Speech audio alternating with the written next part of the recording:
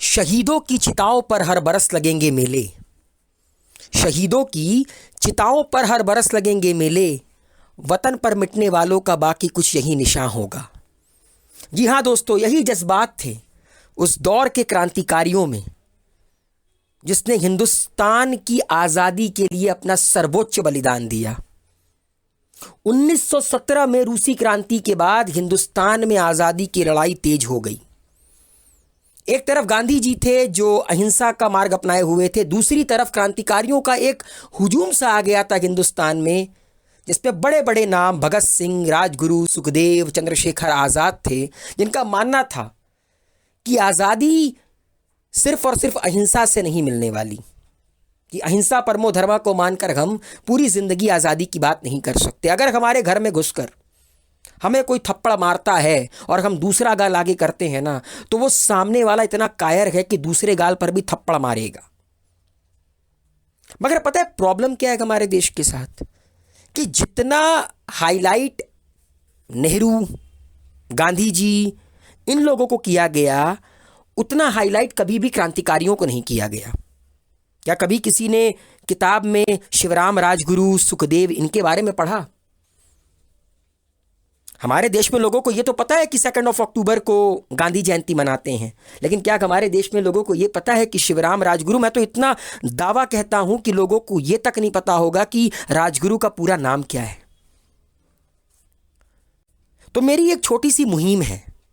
आज मैं आप लोगों को एक महान क्रांतिकारी की कहानी सुनाऊंगा। आज मैं बात करूंगा शिवराम राजगुरु के बारे में। निकल पड़ते हैं आज के सफर पर और जानते हैं इस महान क्रांतिकारी के बारे में। दोस्तों, शिवराम राजगुरु, इनका पूरा नाम शिवराम हरि राजगुरु था। इनका जन्म 24 अगस्त 1908 को महाराष्ट्र के पुणे जिले में हुआ, जो कि ब्रिटिश भारत का एक पार्ट है। इनकी माता का नाम पार्वती बाई था। इनके पिता का नाम हरि नारायण था। इनके पिता ने 2 शादी की थी। पहली बीवी से इनको 6 बच्चे हुए।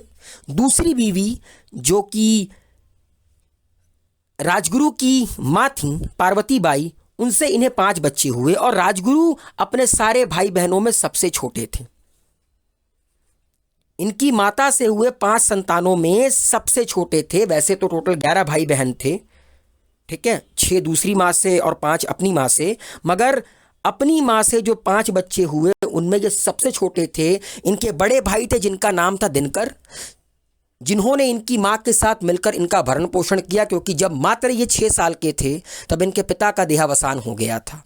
इसके अलावा इनकी बहनों का नाम चंद्रभागा, वारिणी और गोदावरी था। तो जब राजगुरु थोड़े बड़े हुए तो शिक्षा के लिए राजगुरु पहुंचे सर्व विद्या की राजधानी बनारस में। बनारस उस दौर में क्या, आज के इस दौर में भी लोग बनारस इसीलिए जाते हैं। लोग कहते हैं कि अगर वेदों का पाठ करना है, अगर शिक्षा ग्रहण करनी है, तो बनारस से बेहतरीन जगह पूरे विश्व में आपको कहीं नहीं मिलेगी। तो राजगुरु जाते हैं बनारस और वहां पर अपनी बेसिक एजुकेशन को लेना शुरू करते हैं। पढ़ने में कमाल के थे, खेल कूद में भी कमाल की रुचि थी, कुश्ती इनको बहुत पसंद थी। मतलब हिंदुस्तान में अपने पूरे जीवन काल में हिंदुस्तान में कहीं पर भी अगर कुश्ती की प्रतियोगिता होती थी, राजगुरु वहां पहुंच जाते थे। इन्होंने कई सारे कुश्ती प्रतियोगिताओं को जीता भी था। तो बनारस में रहते हुए इन्होंने अपनी पढ़ाई स्टार्ट की और मात्र 15 साल की उम्र में संस्कृत की जो व्याकरण होती है, सिद्धांत कौमुदी, उसको इन्होंने कंठस्थ कर लिया। और ये वो दौर था जब बनारस क्रांतिकारियों का गढ़ था। चंद्रशेखर आज़ाद बनारस से पढ़े और चंद्रशेखर आज़ाद का भी क्रांतिकारियों से कांटेक्ट बनारस में हुआ। ठीक उसी तरह जो राजगुरु थे, जब वो बनारस में रहकर पढ़ाई कर रहे थे, बनारस गढ़ हुआ करता था, यहीं से बैठकर प्लानिंग होती थी कि अंग्रेज़ों को किस तरह चकमा देना है, अंग्रेज़ों को किस तरह सरप्राइज करना है, क्या करना है, सारी की सारी मीटिंग बनारस में होती थी। यहाँ पर राजगुरु पहली बार क्रांतिकारियों से मिलते हैं और उनके जीवन की दिशा और दशा बदल जाती है, क्योंकि 1919 में कुछ ऐसा होता है जो कि हिंदुस्तान में क्रांतिकारियों का एक सैलाब सा ले आता है, जलियांवाला बाग ट्रेजेडी। 1919 में जलियांवाला बाग ट्रेजेडी होती है और हिंदुस्तान को एक से बढ़कर एक वीर सपूत मिलते हैं, चंद्रशेखर आजाद, भगत सिंह, राजगुरु, सुखदेव। सब एक स्वर में कहते हैं, सब एक स्वर में कहते हैं कि मैं गांधी जी के साथ हूं, मतलब हम गांधी जी के साथ हैं और हम देश को आजादी दिलाएंगे। मात्र 10-11 वर्ष के थे। 1908 में राजगुरु का जन्म हुआ था, 1919 से मात्र 11 वर्ष के थे। 11 वर्ष की उम्र में इन्होंने सोच लिया था कि इन्हें क्या करना है, 11 वर्ष की उम्र में। मगर जलियांवाला बाग के बाद जब 1 अगस्त 1920 को Gandhi ji non cooperation movement launch किए तो पूरे देश को लगा कि शायद अब हमें आज़ादी मिल जाएगी। गांधी जी ने कहा भी कि अगर आप अहिंसा को ध्यान में रखते हुए 1 साल तक अंग्रेजों के साथ नॉन कोऑपरेशन रखते हैं तो मैं आपसे वादा करता हूं कि 1 साल में हिंदुस्तान आज़ाद हो जाएगा। मगर 1 अगस्त 1920 से 1 अगस्त 1921 बीत गया। 4 फरवरी 1922 का दिन आता है, चौरी चौरा कांड, Gandhi ji non cooperation movement खत्म कर देते हैं। पूरा देश स्तब्ध रह जाता है और यहीं से क्रांतिकारियों के रास्ते मुड़ जाते हैं। क्रांतिकारी समझ जाते हैं कि गांधी जी के रास्ते पर चलकर उन्हें आज़ादी नहीं मिल सकती। ऐसा नहीं है कि वो गांधी जी की इज्जत नहीं करते थे। सारे के सारे क्रांतिकारी, चाहे वो भगत सिंह हो, राजगुरु, सुखदेव, चंद्रशेखर आज़ाद, बटुकेश्वर दत्त, सारे के सारे गांधी जी की बहुत इज्जत करते थे, मगर इनकी सोच अलग थी। 1924 में राजगुरु ने भी अपनी जो रास्ते हैं वो बदल लिए। 1924 में राजगुरु HSRA को ज्वाइन करते हैं, हिंदुस्तान सोशलिस्ट रिपब्लिकन ऑर्गेनाइजेशन, और वहां पर इनकी मुलाकात होती है एक से बढ़कर एक उस दौर के क्रांतिकारियों से, चंद्रशेखर आजाद, सुखदेव, भगत सिंह से। और यहीं से पूरी की पूरी कहानी बदल जाती है। साल आता है 1928 का। साइमन कमीशन इंडिया आती है। साइमन कमीशन इंडिया क्यों आती है? 1919 में आए गवर्नमेंट ऑफ इंडिया एक्ट के रिफॉर्मेशन के लिए साइमन कमीशन को हिंदुस्तान भेजा जाता है। सवाल यह उठता है कि देश हमारा, हमारे देश के संविधान का रिफॉर्म, लेकिन एक भी हिंदुस्तानी नहीं। सब लोग कहता है साइमन गो बैक। काले झंडे दिखाए जाते हैं, जॉन साइमन जैसे उतरते हैं आपका हिंदुस्तान, साइमन गो बैक। अब भाई इंग्लैंड से एक अधिकारी आया है, उसको काले झंडे दिखाए जा रहे हैं, कैसे बर्दाश्त करेंगे अंग्रेज? अंग्रेजों ने लाठी चार्ज किया, जगह जगह पर प्रोटेस्ट हो रहा था। एक जगह कुछ ऐसा होता है कि यहां से कहानी बदलती नजर आती है। लाला लाजपत राय एक रैली को लीड कर रहे होते हैं, एक प्रोटेस्ट को लीड कर रहे होते हैं, और अंग्रेजी अफसर जेम्स स्कॉट लाठीचार्ज का आदेश दे देता है। लाला लाजपत राय को अंग्रेज इतना मारते हैं, इतना मारते हैं कि उस चोट के कारण इनकी मृत्यु हो जाती है। मगर लाला लाजपत राय मरते वक्त सिर्फ एक ही बात कहते हैं कि मेरे शरीर पर पड़ा, मेरे सर पर पड़ा एक एक डंडा, मेरे शरीर पर लगा एक एक जख्म अंग्रेजों की हुकूमत की ताबूत में आखिरी कील साबित होगी। बस जैसे ही लाला लाजपत राय की मृत्यु होती है, ये क्रांतिकारी कहते हैं अब बस बहुत हुआ, इन्होंने हमारे देश के इतने बड़े क्रांतिकारी को मारा है ना, अब हम इन्हें मारेंगे, अब हम इन्हें मारेंगे। चंद्रशेखर, राजगुरु, भगत सिंह, सबका खून खौल उठता है और सब चाहते हैं कि अंग्रेजों को एक मैसेज दिया जाए, हथियार का जवाब हथियार से देंगे। इस बार चुप अगर बैठ गए तो ये हमें और प्रताड़ित करेंगे। चंद्रशेखर आजाद कहते हैं बदला, और बदला कैसे? राजगुरु बोलते हैं बदला कैसे, किसको ठोकना है? तो एक ही स्वर आता है भगत सिंह के मुंह से, जेम्स स्कॉट को ठोकेंगे। यह वही बंदा है जिसने लाला लाजपत राय के ऊपर लाठी चार्ज करवाया। तो प्लानिंग बनती है कि जेम्स स्कॉट को गोली मारेंगे, लाहौर पुलिस मुख्यालय के बाहर मारेंगे। 17 दिसंबर 1928 का दिन था।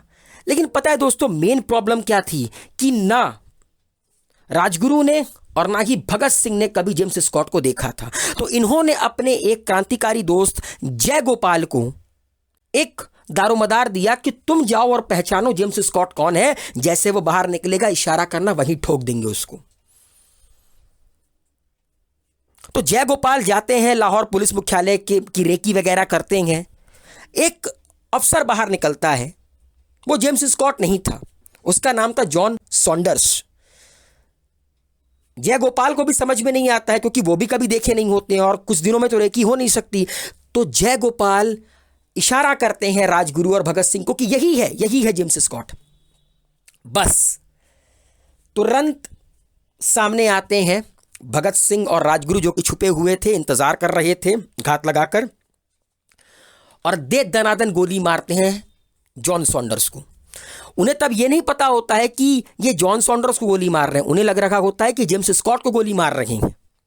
और सबसे पहली बंदूक राजगुरु निकालते हैं गोली मारने के लिए, और गोली दनादन मारकर ये लोग वहां से निकल लेते हैं। अब इनकी धरपकड़ शुरू होती है, बिकॉज यार लाहौर पुलिस मुख्यालय के अंदर घुसकर एक पुलिस अफसर को गोली मारना आसान कार्य नहीं होता है। मगर ये भगत सिंह राजगुरु थे, ज़रूरत पड़ती तो लाहौर मुख्यालय के अंदर घुस कर मारते, वो तो बाहर छोड़ दो, अंदर घुस कर मारते।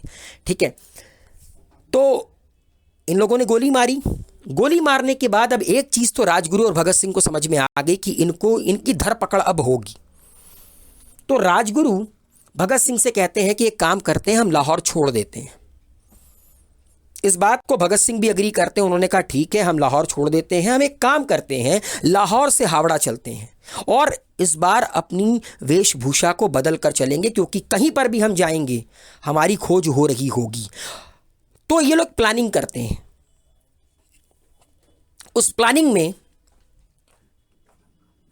दुर्गामती वोहरा, जो कि भगवती चरण वोहरा की पत्नी थी, उनको शामिल किया जाता है। भगत सिंह कहते हैं कि दुर्गा बहन हमारी मदद करेंगी लाहौर से हावड़ा जाने में।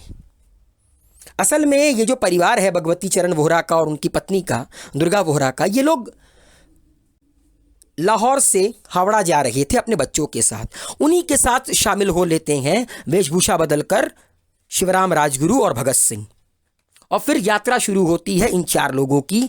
ठीक है, राजगुरु, भगत सिंह, भगवती वोहरा, दुर्गामती वोहरा, ये चारों लोग ट्रेन पर सवार होते हैं और लाहौर से हावड़ा की यात्रा शुरू होती है। ट्रेन चुक चुक चुक चुक चुक चुक चुक कर कर पहुंचती है कहां पर? ट्रेन पहुंचती है लखनऊ। और लखनऊ में जो राजगुरु हैं वो भगत सिंह और बाकी दोनों लोगों से विदा लेते हैं और कहते हैं कि अच्छा मैं चलता हूं, मैं यहीं से बनारस निकल जाऊंगा, मैं यहीं से बनारस निकल जाऊंगा। इन चारों लोगों से मिलते हैं, इन दोनों दंपति का शुक्रिया अदा करते हैं और वहीं से लखनऊ से बनारस निकल जाते हैं। क्योंकि बनारस में पढ़े लिखे थे, बनारस में इनकी काफ़ी पहचान थी, बनारस क्रांतिकारियों का गढ़ भी था, वहाँ इन्हें कोई डर नहीं था। भगत सिंह कहते हैं कि मैं कोलकाता जा रहा हूँ, बाद में मुलाकात होगी।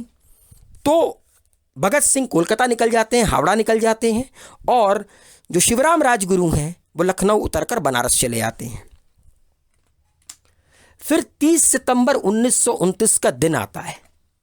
असल में 30 सितंबर 1929 का दिन इसलिए मैं आप लोगों को बता रहा हूं क्योंकि ये वो दिन है जब उत्तर प्रदेश में कई दिन रहने के बाद ये पुणे जाते हैं, नागपुर जाते हैं, और नागपुर में आरएसएस की शाखा थी, वहां पर जाकर कुछ काम उम करते हैं, कुछ समय बिताते हैं। और ये नागपुर से पुणे जंक्शन ट्रैवल कर रहे थे। इसी दिन 30 सितंबर 1929 को इनको पहचान लिया जाता है अंग्रेजों के द्वारा और गिरफ्तार कर लिया जाता है।